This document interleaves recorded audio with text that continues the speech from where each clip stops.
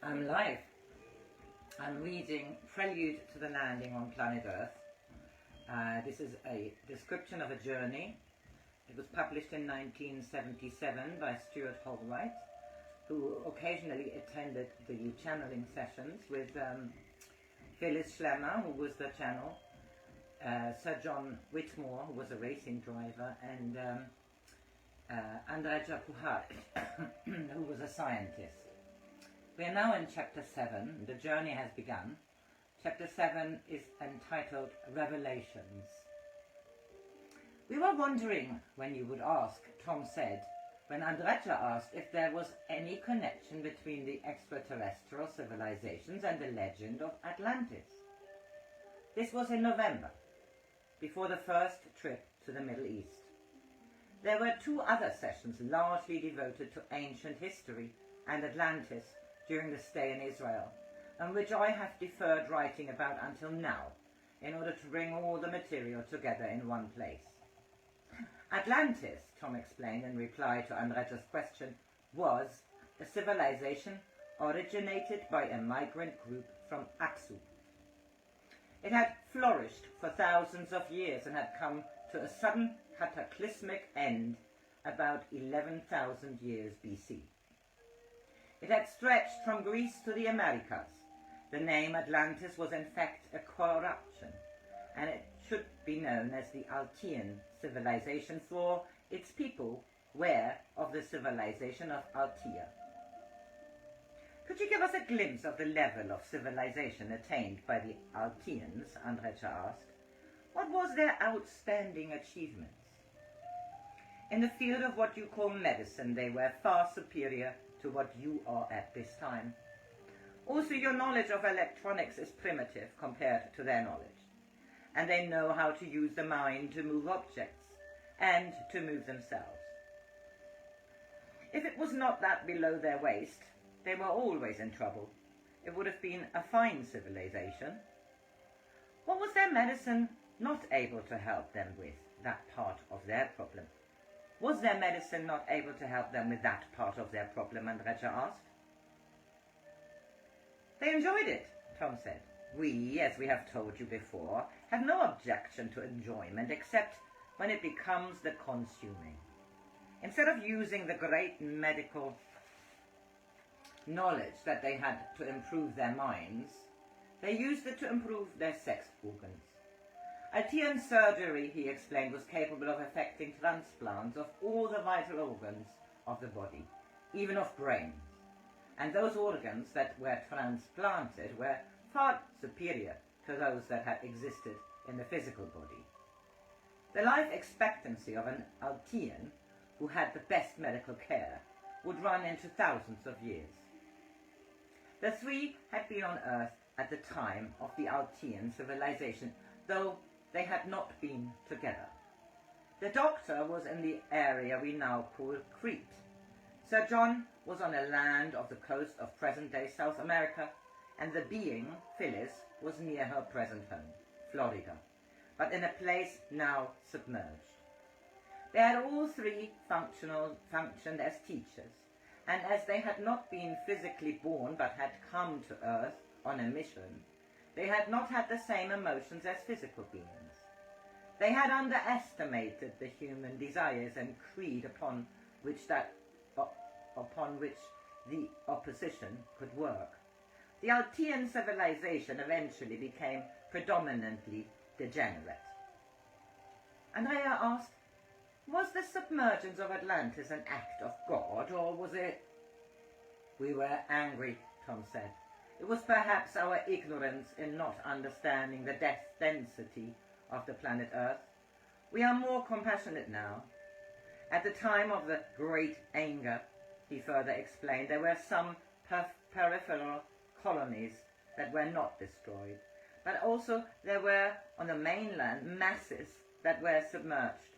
Some individuals that were not of the nature of the majority, but they had been destroyed with the rest. They had understood the necessity for the act, and when these souls had incarnated again, they had chosen to come in a different physical form. There were some of these reincarnated Altean souls on the planet Earth today. We are not sure that in the future their appearance in the manner in which they have appeared will benefit their soul growth, Tom said. But it was their choice, and with their understanding of the physical nature of their past experience, they decided that perhaps in this form they could be of service in a proper way. And they were incarnated as dolphins. Thus was first introduced a subject that was later to be elaborated upon and to lead to more interesting field work. Andrija did not pursue the subject of dolphins' intelligence at this stage, however, but followed up the subject of the relation between the civilization of Atlantis and that of other ancient civilizations. According to the Platonic legend, he said, the desirable elements of Atlantean or Altean civilization were brought to Earth, to Egypt. Is this true? Yes, after the destruction, you were each involved with the early civilization of Egypt, Ur and China. Referring to the legend that the culture of Ur, or summer, was founded by the god Ur, and to a well-known picture of the god, Andrija asked why the founder of the civilization of Ur had appeared in the form of a fish. It was not. It was a ram, Tom said categorically. Then why did it come out of the sea according to the legend? That is not all of the legend. It was first a bull. It was then as a ram, and finally, as recorded, it was as a fish. It was, in truth, a dolphin, and it was merging with others with those of this planet. Was it a true biological merging, or just for the occasion? Andrija asked, and Tom explained that, as in Aksu, it had been a merging of the genes of beings from higher physical civilizations with those of the people of this planet, in order to strengthen and upgrade the species. How much knowledge from Atlantis was given to the early Egyptian, Andrija asked. The knowledge of medicine, with the exception of what could be done with the sex organs, was given to them, Tom said. But you must understand that the primitive people in the land that you call Egypt were a very fearful people. Because of their primitiveness, they were also of such a nature that the genetic memory of the mind recalled the destruction, and therefore they built upon their structure a great worship. While they were talking about Egypt, John took the opportunity to put in a question. I'm very interested in the Great Pyramid and its meaning. Could you say something about that? Which elicited a reproach that, considering the range of Andrija's questioning, seems rather unfair. Your curiosity and your anxiety at times makes us itch. You cannot stay on one program. Well, I assumed that the Great Pyramid had something, John began, but he was interrupted. When the day arrives when there is understanding upon the planet Earth, and when those of other civilizations arrive to help the planet, that will be the day when the secret that you ask is given. Undaunted by the rebuff John had received, Andrija now changed the subject. We now know that there are different peoples and groups upon the planet. We know that the Israelites are the special project of Huva, and so on. Can you tell us where the Nordic people fit in? They came from the civilization of Ashand. And is there any particular significance in the fact that Yuri and his work are most readily accepted in the Scandinavian countries? They are in that knowledge the most evolved, because of the creativity of the civilization of Ashand, and they have a core of understanding. It is unfortunate, though, that they have become so material. Tom declined to answer a similar question about the background of the Arab races, until we are in the box. But when John asked about the blacks, he came up with an interesting statement. They were the originals on this planet. they were not seeded. They were the souls that evolved here from what you would call the elementals. Briefly summarizing the history of Earth's civilization, Tom said, that time, 32,400 BC, the time of the foundation of Aksu, was the beginning of the rising of civilizations and populations. You understand that there was a collapse of the civilization of Aksu. Then there was, of course, the collapse of what you call Atlantis. And then there was the collapse of Egypt. And if you continue, there had been the collapse of many other civilizations. Have you now discovered why? Well, from all you have told us, Andrija answered, we understand that it has always collapsed when the desired life has overcome the higher evolutionary development of the soul. That is in part true, Tom said, and went on to explain that the other part of the truth was that the people of Israel had failed to understand and to fulfill their historical mission. Let us now compare this Earth history material with some of the findings and conjectures of scholars. The evolutionary theory of the origins of Homo sapiens and of Earth civilizations has in recent years suffered some setbacks. Though paleontologists have found evidence of the existence of anthropoid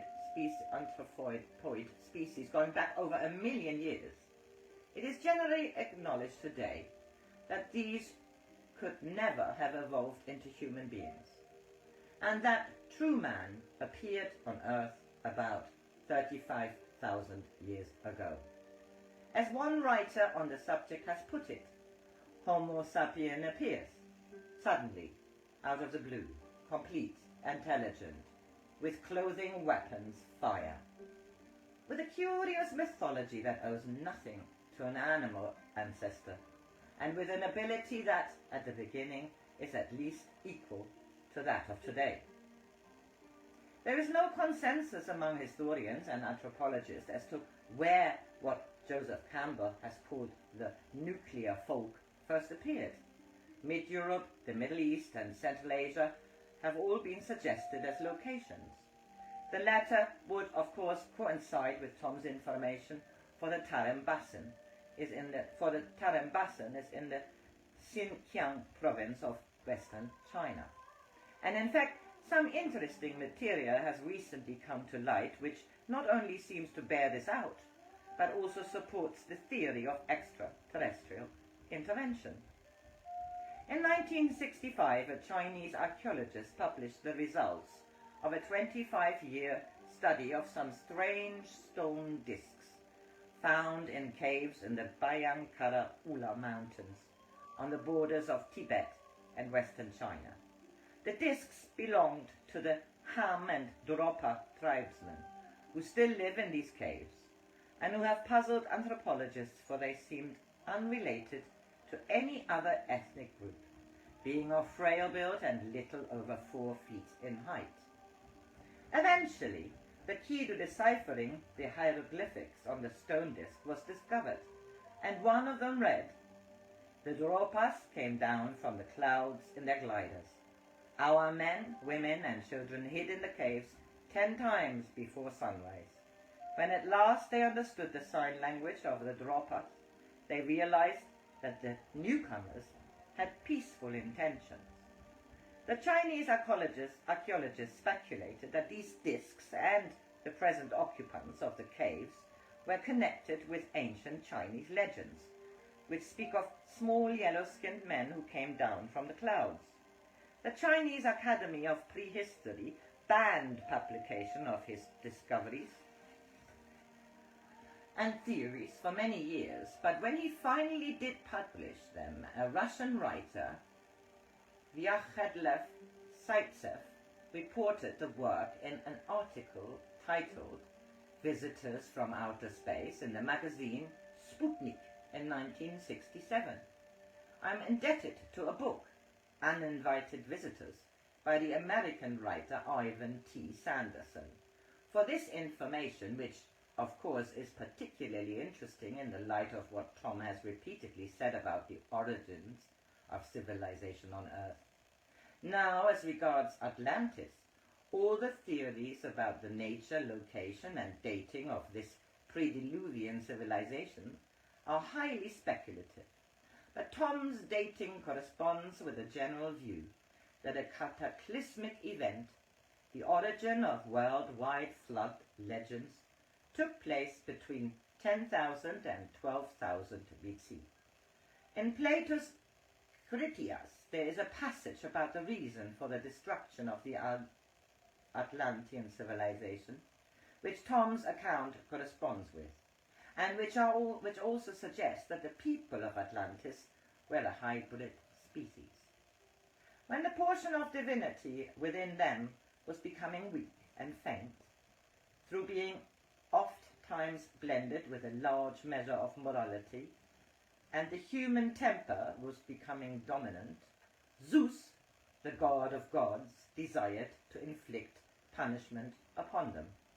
The punishment, according to both Plato's and Tom's version of the story, was inflicted overnight and resulted in the submergence of the civilization of Atlantis. It is interesting to note in passing that the trio later learned that Zeus, Althea, and Atlas were synonymous. Right, I finish here with the first part of Chapter 7, Revelations. Have a lovely Monday, the 10th of March.